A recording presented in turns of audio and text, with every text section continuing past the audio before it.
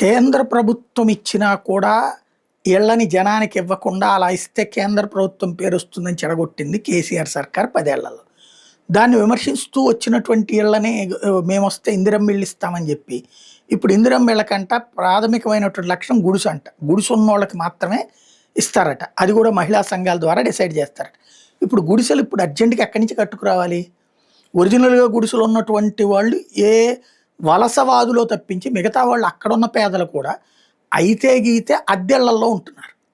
అంతేగాని గుడిసెలేసుకుని ఉంటున్నటువంటి వాళ్ళు చాలా తక్కువ ఉంటారు. అంటే అతి తక్కువ మందికి ఇందిరమ్మ ఇళ్ళు ఇస్తారా? అద్దెలకున్నోళ్ళందరూ పేదలే కదా! సొంత గుడిసెలోళ్ళకి సొంతగా ఏసుకోగలిగిన స్తోమత ఉంది. తాటాకులు, గేటాకులు తెచ్చుకుని ఉండగలిగినటువంటి స్తోమత ఉంది. బట్ అద్దెలకున్నోళ్ళకి ఆ స్తోమత కూడా లేకనే కదా అద్దెలకుంటుంది. కనీసం 1 కోటి మందికి ఇళ్ళు ఇవ్వాల్సి ఉంటే దశల వారీగా చేసిన ఏడాదికి 10 లక్షల చొప్పున చేసిన అద్భుతంగా జరుగుతుంది. మన ఏది ఉత్తరప్రదేశ్ లాంటి చోట్ల అట్లా సాధ్యమైంది. ఇక్కడ ఆంధ్రప్రదేశ్ లాంటి చోట్ల జగనన్న ఇళ్ళ పేరుతో సాధ్యమైంది. ఇప్పుడున్న ఈ ప్రభుత్వం కూడా అవి కొనసాగిస్తోంది. తెలంగాణలో వచ్చేటప్పటికి నోటి దగ్గరకు వచ్చిన ముద్దలు ఆగేస్తున్నారు. లైక్ మమతా బెనర్జీ టైప్లో.